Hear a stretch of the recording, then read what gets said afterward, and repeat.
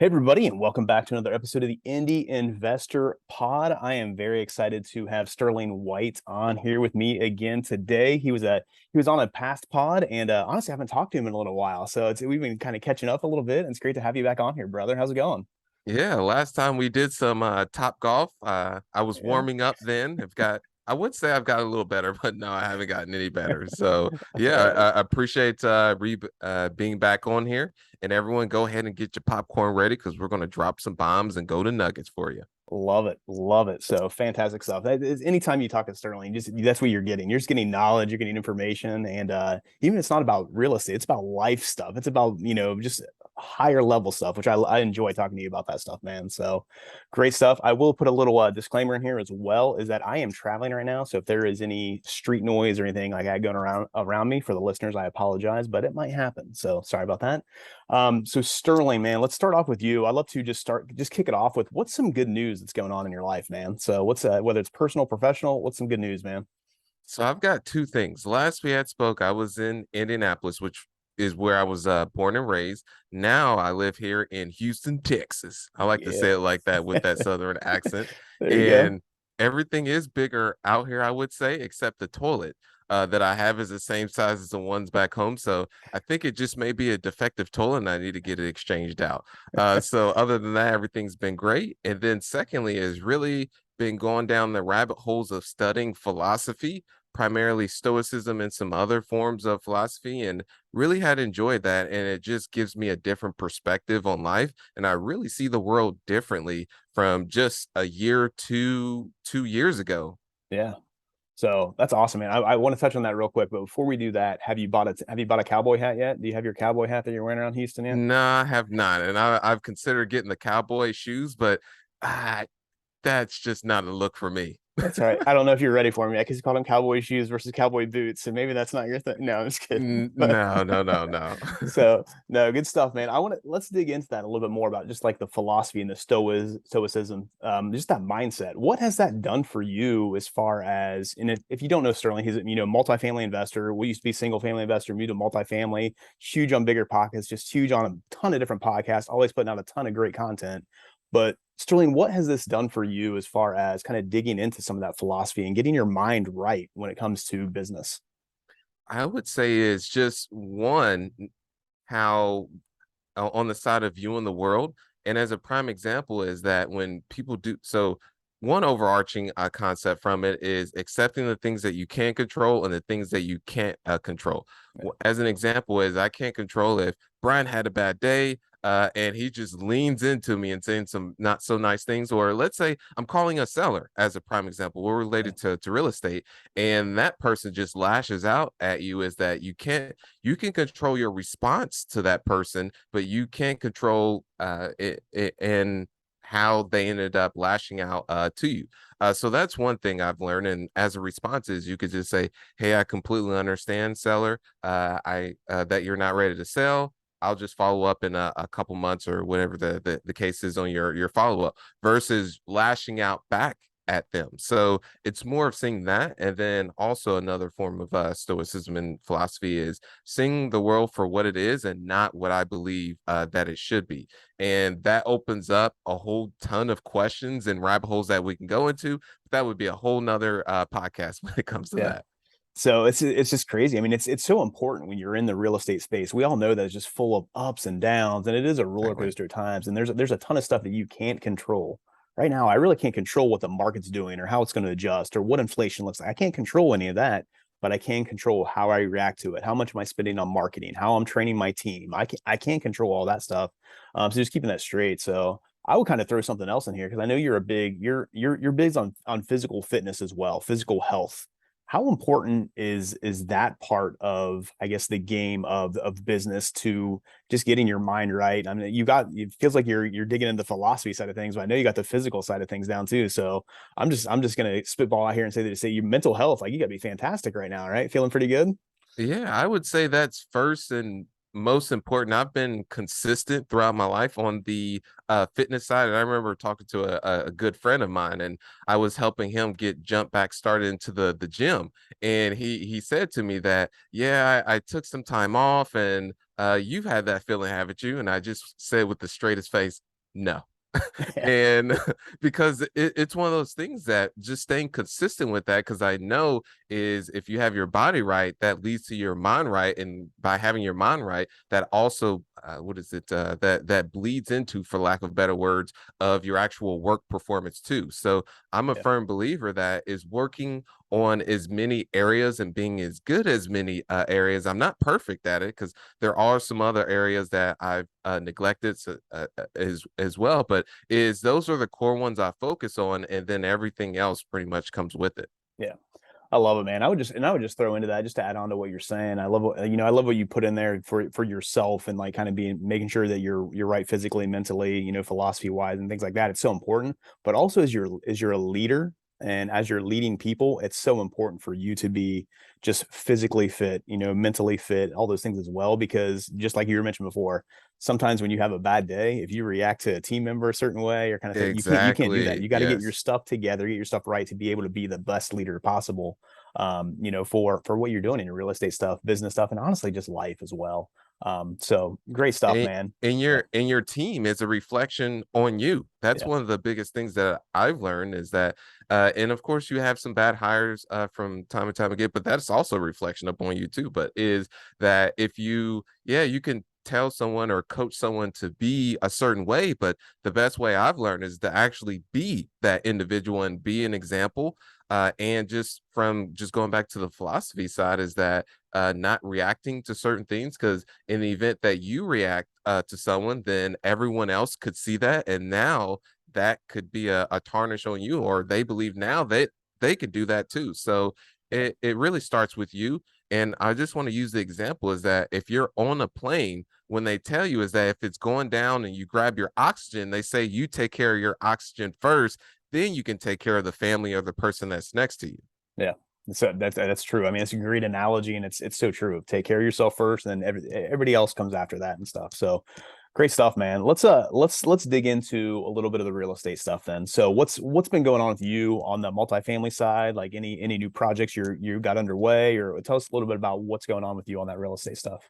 So right now, have actually been selling all the assets. It's been a great time to sell, and one of the deals that's currently under contract, which is back in Indianapolis, 156 unit, is 2 years into the project and receiving $1 million more than on our 5 year projections. That's So, nice. but Congrats on that, man. That's great.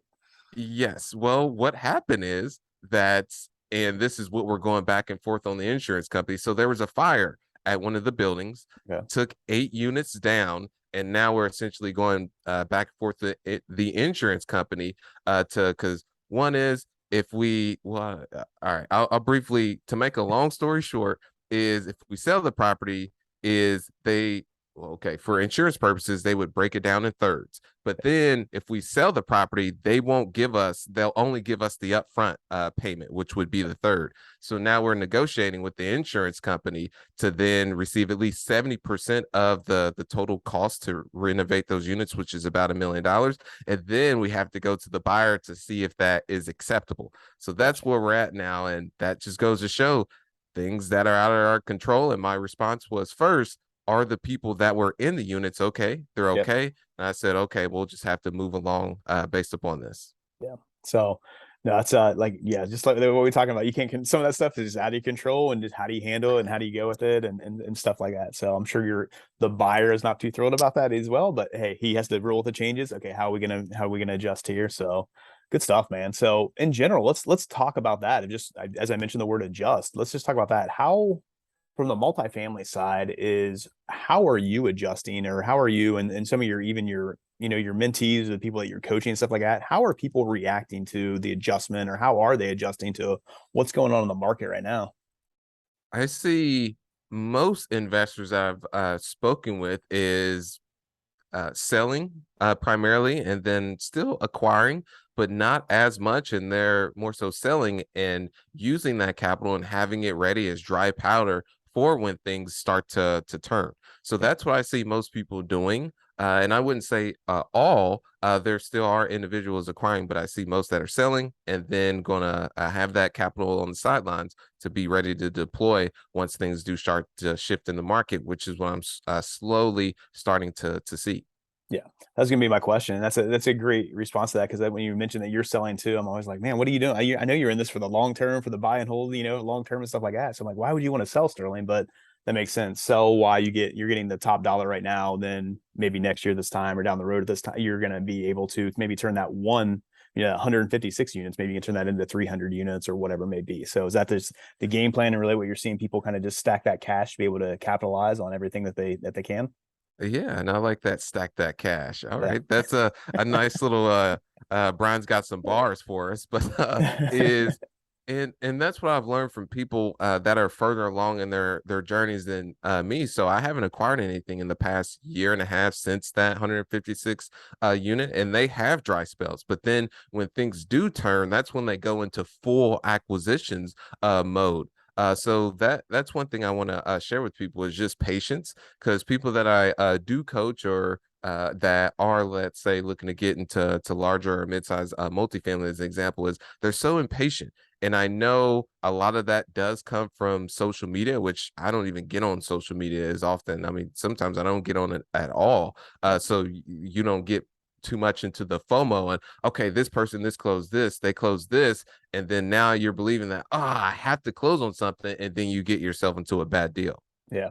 We all see that. It's so easy to get in that habit too. What you're seeing out there on social media or just hearing in different masterminds or in different rooms. Sometimes you hear like, oh man, Sterling just closed on 156 units or whatever it is. Well, really, I don't know the whole behind the scenes. Maybe is Sterling only a 20% partner in that, or what's like there's a bunch of different things that are behind the scenes that you don't hear about and you don't know what's going. But when you're looking at multifamilies and stuff like that, the analysis part of it is really good, is so important to make sure it fits into what you want to do and whether it's now, next term, and then long term as well. So by not jumping the gun and by not, basically just reacting to what you're seeing other people do and feeling like you have to, make a quick move and stuff like that. So it's so important when you're whether it's single family or multifamily, just analysis is so important in that thing. So what are some tips, Sterling, that you have for people when it comes to just analyzing and just kind of figuring out like what multifamily deal works for them and what they're looking to do? Yeah, I would say always stick to your numbers. The biggest mistake I see people make is they always try and reverse engineer or try and I don't want to say the word manipulate, but basically have the numbers paint a story to make a bad deal work. Yeah. Or they try and structure a way, oh well, Sterling, hey, I just want to, there's got to be a way to creative finance this bad deal. They don't say this bad deal, but is Right. they're trying to figure out a way to what is it creatively get into one. So Yeah. that's what I would say is the numbers don't lie, and just to stick to your criteria. So and there's some points in time where you may have to adjust your criteria, but I wouldn't say your exact underwriting. And what I mean by adjusting your criteria is I'll give you an example. I was speaking to one investor that when they were buying right around the downturn properties in Indianapolis, and then I had a conversation. He said he was looking for a B class property or in a B minus to B neighborhood at a 9 to 10 cap. I said, good luck with that. And that's just a prime example is that when he was saying that times have changed since that. So he could change with the times and also his yeah, with his criteria, or he could just keep on that course, which it would be very difficult to still buy deals in that scenario. Yep. So I love it. That's what I always recommend is like when you're going through that analysis part, always have that buy box of what works for you, but then Exactly. also set the parameters of like, okay, here's my buy box, but here's how far outside of that I'm willing to go on either end for any certain circumstance. And some people might just be like, nope, my buy box is my buy box. And we'll talk about that here in a second too. But then also just knowing like how far outside of that you're willing to go, how much far outside of your partners are willing to go as well, because like you said, you don't want to make something a one deal fit into that buy box that might not actually work, and that's going to skew your numbers and give it the best case scenario that it's hey, it might not be happening. It might have worked last year, but maybe it won't work this year or whatever it may be. So,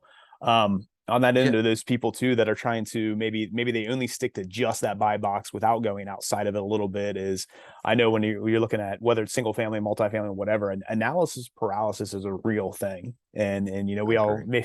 I feel like we've all suffered from that at a certain extent and stuff like that. But especially I'd say for newbies that are getting into a multifamily space, how paralyzing can that analysis paralysis be? And what's your advice for someone who's just like, as we're telling people to stick to your numbers and not be reactive and anything, sometimes too, it's just like, yes, you have to take action. You have to jump on it and not just sit there and analyze the heck out of something. So I have luckily been the person that's been go, go, go, pull the trigger. And I've had partners that have been more on the conservative side. Nice. So I would say for me is just early on, I really keyed in on mindset, which was the thing is just going out there. What is it? Shoot first and then aim second. Of Yeah. course, still with that, you have to protect your downside. This is all risk. And when I look at it, and I'm gonna use a more technical term, it's called asymmetrical risk. Is basically is that protecting your downside, and is the downside that you have, the risk you have associated with that, worth the return that you would get. And I'll give you just a quick story. I was speaking to an investor, and they were saying they were going to buy a multi-unit property, and there was going to be a company that was going to lease the units at a premium rate because it was a corporation. And they said they were going to buy the deal based upon that. And then I asked them, okay, well, if the corporation does not sign on to those leases, what does it look like when you have to go to market rates? They said, well, I wouldn't buy the deal. That's a prime example. They were at the very, and they may have actually bought the deal, but that's what I mean is that they did not protect their downside on that, and the risk versus reward just is not there. Yeah. So that's what it comes down to. Yeah. So, and that's the thing too, is when you're working with a multifamily, it's when you're talking about that risk reward, like your risk is a lot higher than Brian buying a single family house in Indianapolis, where I'm like, I can risk it. It's $100,000, 200, like that's one thing. But when you're talking about, 100 units, 200 units, that's a lot of money. And there's a lot of risk involved with that and stuff. So, definitely have to stick to that. So you mentioned one thing that's, I think is really important too, Sterling, is that you said that like you're the person that's kind of a go, go, go, and your partners have maybe been a little bit more conservative. I think that's important for a lot of people to surround themselves with people that complement them. I'm sure sometimes if Huge, if it, if it huge was on that. just you, you might have bought, 3 or 4 more deals and be like, you're scrambling and trying to Yeah, figure that out. You've been out exactly. here Trying talking to, about, hey, I'm selling this off, selling this. But your partners are able to maybe ask you the right questions and things like that too. I know with my director of operations, like I put her in that role because she has a conservative mindset compared to me, that I'm kind of more of that visionary thing as well. So I know if I give her 3 situations and she's like, hey, let's hold off on this one, no to that one, but let's work on this one. I'm like, okay, there we go. Let's out of the 3 scenarios, here's the best one. Let's roll with it. And it's been a really good thing. So I think when you're and bringing that up, it's so important. and Brian also, does she see some things that you may not see too? Oh, 100%. Ask me. And this is one of the things I will say too, from like the coaching side. I always tell people when you have that, like kind of that, the visionary, and then you have your integrator. The integrator is not necessarily able to tell the visionary no, but what they should be doing is asking where, how, why, when, asking a lot of those questions. So you're not necessarily telling that visionary no or that person no. It's that you're going to ask them the right questions, and they're going to think through it and be like, oh, okay, maybe this isn't the right thing for us to do right now. Let's hold off on this. Or no, I really want to do this because this is important. Like we need to utilize this money, or we need to capitalize on this relationship, or whatever it is.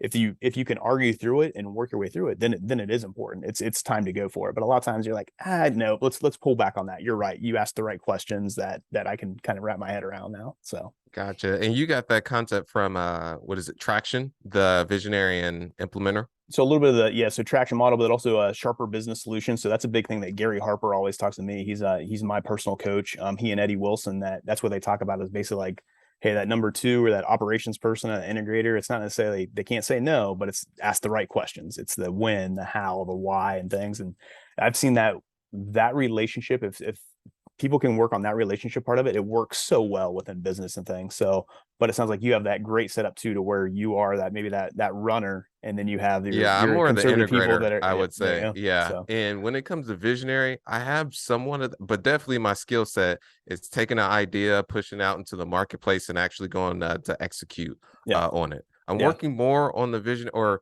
I wouldn't say so much of a visionary part, but becoming more of a thinker and yeah, taking a step back instead of, okay, here's the wall. I'm Juggernaut with the helmet on. I'm gonna break through. I'm gonna figure out. I'm gonna keep running to that wall, and then I break through it. But then there's all this debris and everything that's behind me and cleanup. Instead of, I could have just took a step back, thought, okay, maybe I could build a ladder. Maybe I can actually go around. So Yeah. that's what I'm actually more so working on now. Yeah. No, that's great, man. So I want to talk about that a little bit because you've been able to travel and enjoy life and experience life as you're running this successful business. And I know a lot of that is too, you've built the right team underneath you, you have the right virtual assistants, you have the right people around you, surrounding people. So let's talk about that a little bit of how you've been able to set that up to where, you were just telling me about a hike that you just really enjoyed down in Guadalajara, Man, that was Mexico. Like challenging. that's the Whew. thing is like Yeah. you can't, and that's a way for me. Like a lot of people might see me post some stuff on social media. Usually I'm not posting about deals or anything like that. I'm usually posting about like, hey, I went and did this hike or I did this thing. Like Likewise. Yeah. the reason that we're able to do that is because we have awesome teams and we built that stuff around us. So what's some tips that you have for people that are in that maybe that phase of just like, man, I'm just in the daily grind. I'm in the day-to-day operation so much. I need to be able to take a day off, or I need to be able to go on a hike or enjoy life or anything. When it comes to building that team, whether it's virtual assistants or people in-house, what's some advice that you have for them when it comes to that? I would say it's tough because my initial, what was it, 6, 7, 8 years, I was just, it was a very much a blur. So I've been able to put in that work and then made all those sacrifices to then be at the point where I am now. And then also, Brian, is I'm a minimalist. It doesn't take much for me to live on. So Yeah. for that is I use that cash and funds to be able to travel. So that's another thing to the pro with that. But also, I mean, there's so much, but I would just say is there was that sacrifice that I made up front. But then Yeah. just looking back, I would say building more systems and processes really would have allowed me to get to where I am faster. Because I did a lot of work, which I wouldn't say burnt me out in a way, but is I was burning from both ends, for lack of a better word. So Yeah. I would put more systems and processes in place and get people in there to actually implement those versus me doing a lot of the day to day. Yeah. So, and that's huge. I mean, there's a lot. I see a lot of people maybe put people into positions or they add onto their team, but they don't have that system or process down for that. And it's just like, oh, just they'll be able to figure it out. Or hey, here's a Nope, video I nope. watched, or Big here's a mistake video I I made made. 2 years ago, or whatever it is. But yeah, that systems and process you have to have down. So, And I want to go back to that. That was the biggest mistake I made, and it's especially when I lacked self-awareness at that time as an operator, is I would hire people and didn't have the right systems and yeah, processes in place, and then I would be frustrated at them. That was actually my fault because one, I didn't set them. I did not give them the right expectations, yeah, and then first starting out is weren't able to hire the A type of content, not content, but caliber of talent. yeah, So it was really just, it all came to me. I shouldn't expect, one, they're not an owner in the company or a business, so is expecting a C player to just go out there and absolutely crush it with no expectations, no systems and processes. Huge mistake, and that's another one I commonly see people make too. yeah. And you mentioned the key words right there. I always like to tell people like anytime there's some type of issue in your business, whether it's especially if it's a people issue or you think it's a people issue, number one, first look at the process. Like, is the process Yep. broken? Do we have the process? What's wrong with it? Next, look at the expectation. Am I expecting too much, too little, or whatever it may be? And then if it's not the process, if it's not the expectation, then it's the person. And usually when it's the person, it's usually like because you didn't train them enough. So train them, train them, train them. After you train them, then you can maybe, okay, it is the person. It's their issue. We got to work with that and stuff. So yeah, man, awesome stuff. This is bringing up a lot of really good conversation. Hopefully a lot of people are getting some stuff, a lot of really good, like you said, man, dropping some nuggets here. Yeah. Great business stuff. Great business stuff. There's one thing I want to dig into that's a little bit granular with you because I know you used to be in that single family space as we bought a handful of deals off of you and stuff like that, and then moved to the multifamily space. I want to ask you this because I see a lot of indie investors that are kind of moving that making that transition. Maybe they've done single family for a while and they want to get into multifamily. When it comes to marketing, and just whether it's sourcing deals or marketing yourself, what's the difference or what are you doing differently when you were doing single family versus multifamily? What is that big kind of maybe mindset shift or just what you're doing even on the granular level with that? I would say the overarching one is it is mm, more of a long-term play. So with single families, it was more of a quicker cycle when it came to those from start to finish. And some of these multifamily deals, or I would say majority of them, take, let's say, from when you first make initial contact to then actually close on the property could be a year and a half. And then some of those owners you still have to follow up with 3.5 years. So that's the main part that I've seen versus on the single family is one was doing a huge amount of volume, and then in some of those the seller would be, I mean, ready to go then and there and would be able to close on it 30 days later. So there's that. I mean, you can get that in the multifamily, but it's an anomaly if that does happen. Yeah. And also is where you would pull the actual leads. So on the single family side is you could use PropStream, there's list source, those such ones on the residential side. But when it comes to the commercial is you would use a Reonomy or even a CoStar.com to then pull those leads. And what I've also learned is that on the single family side was more at scale and you're doing a lot of volume with that. On the multifamily side is a lot more niche down, and it's worth you taking the time to really what is it, nurture that relationship because it's a bigger payoff. Yeah. So love it, man. I want to talk to you about about this too. I want to give you a chance as we're, getting towards the end of this and stuff here. I want to give you a chance to talk about what you're doing because I know you have a ton of knowledge.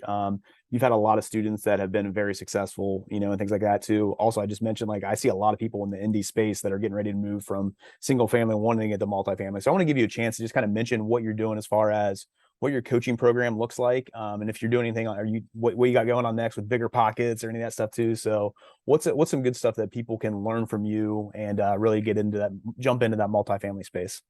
Yeah, I would say the main approach that I've taken is just the direct to owner and then converting them to a seller. So that's what I'm most known for when it comes to the multifamily space, because many other operators take the approach and say, hey, you've got to go through brokers listed deals, where I say, no, I haven't bought any deals actually through brokers. This is the approach that I actually do take. And then also being able to leverage virtual assistants within your infrastructure too, because it's good to have, let's say you're a company and you have them headquartered in a certain area where now you've got the people with you working with you side by side, but also is there's the benefit in the virtual side too. So each has its pros and cons. I do want to be transparent on that. Yeah. And so, yeah, I help more so people that are single family want to get to multifamily, or they're in smaller multifamily and want to grow from that. But I did have one question for you, Brian, is where do you see things? Because I know you're in the residential space.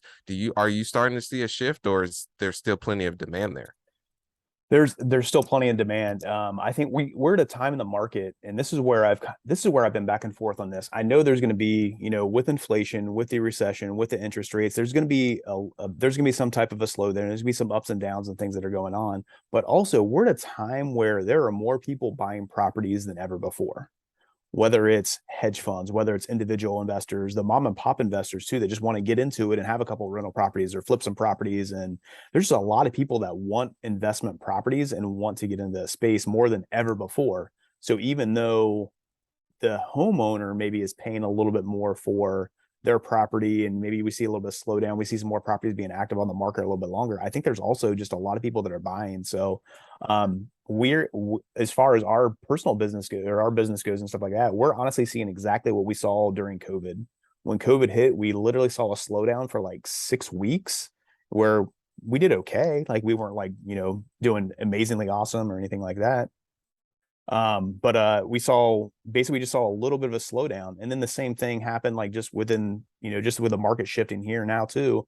Back in like April, May, we just saw a little bit of a slowdown where it was roughly about 6 weeks. But honestly, this month I think we're going to end up selling like maybe 27 properties or something like that. So, I mean, we're still off and running and there's still a lot of people that are wanting properties. We are seeing properties just sit on the market a little bit longer. There's a lot more actives than there has been. There's not the days are gone where you can't make a $30,000 mistake on a rehab and just make up for it on the sale price. I mean, there's that kind of stuff, but as long as you're analyzing your numbers and you're doing well with it, like there's still a lot of deals to be had out there for whether it's wholesalers, flippers, single family, buy and hold investors. So no matter what you're doing, I think it's going to affect the BRRRR game a little bit, with the BRRRR strategy and just the interest rates and things like that. But For the most part, there's still a lot of real estate to be had out there. So Awesome. Well, there yeah, we go. there you go. So whenever you're looking, if you want to jump back into the single family space, more happy to sell you a few, Yeah, brother. about that. No more single families for me. Uh, No. that's funny. Sterling, before I get you off here, let me ask you one question because I feel like we've got to know each other a little, a little over the last couple of years, and if I consider you a friend and stuff like that. But reading about you today, I was just jumping on this morning, like, oh, you know what, I want to ask Sterling and kind of going through some things. I learned something about you that I did not know, so I want to ask you about this. I read that you are a world record attemptee. Yes. What did you attempt to break a world record in? Yeah, and I bombed it. But this was by far one of the biggest breakthroughs that I actually had in life, Brian, is that this was for the world's fastest fireman carry mile. No, I'm not a fireman. And just if you've watched the movie, have you watched the movie Hacksaw Ridge? Hacksaw Ridge. Yep. Yep. Yeah, Hacksaw Ridge. So on the front cover, you've got the guy that's carrying the other guy. So Yeah. that is the fireman's carry. And I had to carry someone for the distance of a mile, and they had to be my weight or heavier. And of course, I wanted them as close to my weight. And the when I originally applied for the record through Guinness World Records, is that it was around 18 minutes. And then when I actually got approved, which was about 30 or so days later, someone broke it to 11 and a half Oh, minutes. oh, And whoa, I'm that's a like, big jump. oh my, yeah, huge. And so I spent a year and a half training. I was downtown at a CrossFit gym. That's actually where I had met my mentor. But the day of the event, 2 weeks prior, the person I was training with backed out. So I actually had to find someone else. And then it's the day of the attempt, Brian. And my heart is absolutely pounding. Do, do, do, do, do, do. And I am petrified because it hit the news. I've got friends and family, all these other people that are there to see it. And then I'm at the start line, and you have to have an official referee, like a track coach. And then also they had to record me standing on the scale, and then the other person standing on the scale. And then the gun goes off, pow. And so I make it halfway through the attempt, drop the person, and then once the attempt starts, and if their feet touch the ground, it's over. But the Oh, biggest learning lesson I got from that is failure is not that bad. And that was the highlight. I had the biggest fear of failure throughout my whole entire life until up into that. And that was my early 20s. And that's when the light bulb went off for me. yeah. So yeah, I mean, if you fail, like what bad it can? I mean, there's going to be some little things that can come on here and there. Again, what we've been saying, this is like the theme for this podcast. You can't control everything. Focus on what you can control and get with it from there. So Exactly. great stuff, man. Really appreciate you. Really appreciate your time today and just your insights and everything like that. Do me a favor, if people want to learn more about you, get in contact with you, or sign up for coaching or learn more about your coaching, where can they go? How can they reach out to you? Yeah, I would say sterlingwhiteofficial.com. That is sterlingwhiteofficial.com. And then also I'm pretty active on YouTube as well. So you just type in Sterling White, look for a bald, handsome guy, and then I'll come right on up and you just click on the avatar. Awesome, awesome stuff. And if you need anything from me, listeners, just feel free to reach out to me at brian@simplewholesaling.com. More than happy to help you out. Thanks a lot for listening. And with that, that's a wrap for this episode of the Indy Investor Pod. We'll see you guys next time. Take care.